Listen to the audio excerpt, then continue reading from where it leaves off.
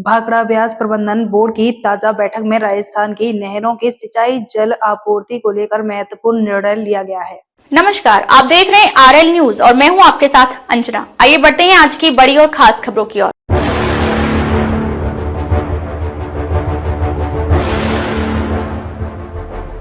फसलों की पैदावार में नहीं आएगी सिंचाई पानी की कमी।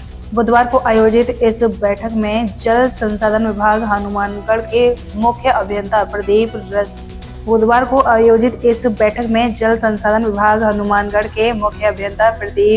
रुस्तगी ने वर्चुअल माध्यम से भाग लिया।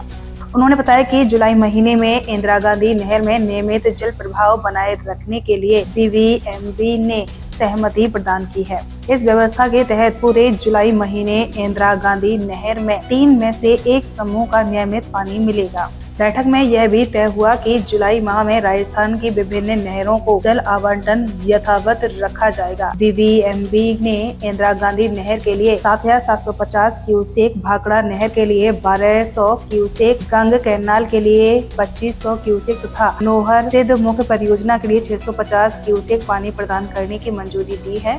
यह निर्णय नहरों में सिंचाई पानी की स्थिति को स्पष्ट करता है और सुनिश्चित करता है कि पूरे महीने सिंचाई के लिए पर्याप्त पानी उपलब्ध होगा। राजस्थान के 12 जिलों जिनमें हनुमानगढ़, श्रीगंगानगर, चूरू, बीकानेर, नागौर, जोधपुर, जैसलमेर आदि शामिल हैं, को इंदिरा गांधी नहर से जलापूर्ति की जाती है।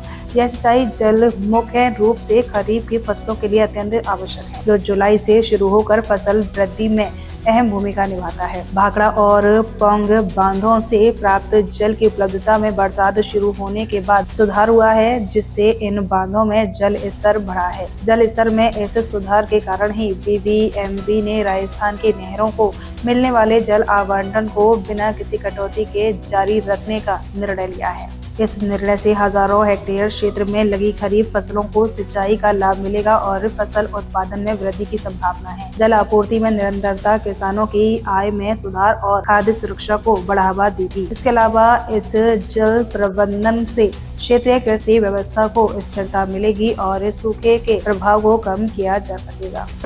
अब तक के लिए बस इतना ही। फिर मिलते हैं कुछ ऐसी ही बड़ी खबरों के साथ। तब तक के लिए नमस्कार और देखते रहिए आरएल न्यूज। ऐसी लेटेस्ट अपडेट पाने के लिए हमारे चैनल को लाइक, फॉलो, सब्सक्राइब करें और बेल आइकन दबाना ना भूलें। अगर आप हमें फेसबुक, ट्विटर या फिर इंस्टा के माध्यम से देख रहे हैं तो हमें कमेंट जरूर करें। धन्यवाद।